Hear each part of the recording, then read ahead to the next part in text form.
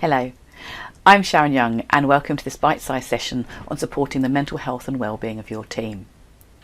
This is even more important than ever in the current crisis where people might be struggling with isolation or feeling out of control. This type of situation often serves to aggravate any existing issues, and remote working may mean that you don't see someone as regularly as usual, so you might not be able to pick up any possible changes in behaviours. So it's even more important that you make the time to make contact regularly with every single member of your team, ideally by video rather than phone or just email, and really make every interaction count. Hopefully this session will help you to be more comfortable with having this kind of well-being conversation.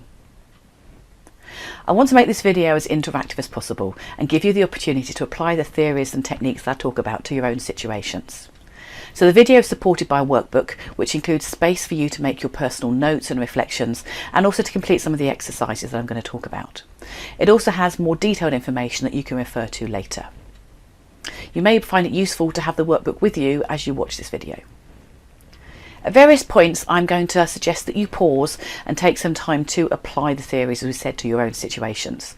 To do this, simply move your cursor and then you'll find the pause button will appear in the middle at the bottom of your screen. Just click on that to pause and then click again to restart it. So a lot of people are talking about mental health right now. Let's take a look at some information that shows just why it really is so important for us to talk about our mental health. So firstly, I just want to increase your awareness about some of the facts and figures that have come from a number of different research projects over the last few years. So firstly, research tells us that 1 in 4 people experience some kind of mental health problem each year. We're not talking necessarily about reaching a major crisis, but some kind of challenge with their mental health. 1 in 6 people of working age report what we call a diagnosable mental illness. 1 in 5 people actually have suicidal thoughts at some point, and actually almost 6,000 people every year in the UK take their own life. 70 to 75% of people with some kind of mental ill health don't receive any treatment at all. Mental ill health is actually the leading cause of sickness in the UK at the moment, and it costs UK employers £34.9 billion every year. But despite that, 95% of employees who call in sick with stress give a different reason. Public Health England talks about how important this is. Supporting mental health in the workplace is not just a corporate responsibility.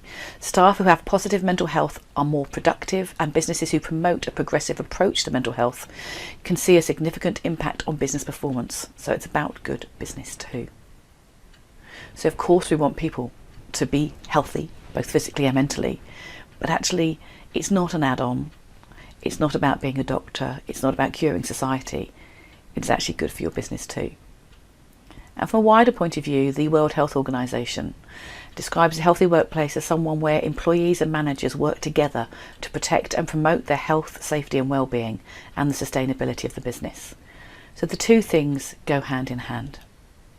So if we know that mental health is so important, and if we have TV programs and adverts talking about mental health more and more regularly now, why don't people talk about their mental health at work? What are some of the reasons why people have problems, they have challenges, but they maybe don't want to share them with colleagues or particularly with their boss?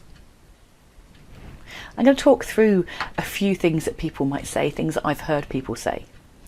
I'd like you to see which ones of those you recognise either in yourself or in other people. I don't want to talk about my anxiety because it will affect my chances of promotion. I'm a man. People will think I'm weak. I'm not comfortable telling people about my psychosis because they might think that I'm crazy. They won't understand and they'll just tell me to get over it. It's my own fault really, I just need to sort myself out. I don't want to be labelled. People are going to react differently to me. And you can see what sits behind an awful lot of these is fear. You might have said some of these things yourself when you were struggling with stuff. You might not have shared things with people. You might feel this in other people. But there's a lot of reasons why people don't talk about their mental health at work. But the key thing behind it is fear. So if people don't talk about their mental health, why don't we, as managers, as colleagues, Ask people about their mental health. If we're the ones that are there and picking up on things, and there's just as many reasons and fears for this as there are as to why employees don't talk. Here's a few, again, you might be familiar with. I don't want to start a conversation about mental health because I'm scared how they're going to react. What if they burst into tears? I can't handle that. Well, I can't help them. I'm not a doctor or a psychiatrist. Well, there's not really anything wrong with them. They just need to pull themselves together. Do you recognise any of these thoughts from yourself or things you've heard from other people? They probably cover a lot of the main reasons why managers don't speak to their employees about their mental health. And what I'd really like to do during the course of this training session is to hopefully help you overcome some of those fears. So even though it might not be comfortable having these conversations, actually you feel more able to do them. So if we're talking about someone reacting, you don't know how they're going to react, surely it's better that if there is something going on, they react whilst they're safe in a room with you, rather than reacting somewhere else and doing something terrible. If they do burst into tears, that's fine. That's what quite often happens when people start to release things. But they need to do that. You don't need to solve their problems. You don't need to dry their tears. You just need to be there for them. You're quite right, you're not a doctor, you're not a psychiatrist, and we're not asking you to be. What we're asking you to do is to start the conversations and, if appropriate, involve the correct professionals. And it's very easy to say people just need to pull themselves together, but actually some people can't. They need some kind of assistance in doing that. And those kind of comments can actually really be destructive to people.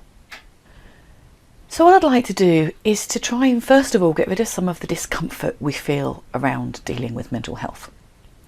And the first thing is just to think about what if we treated physical ill health the same way that some people treat mental ill health.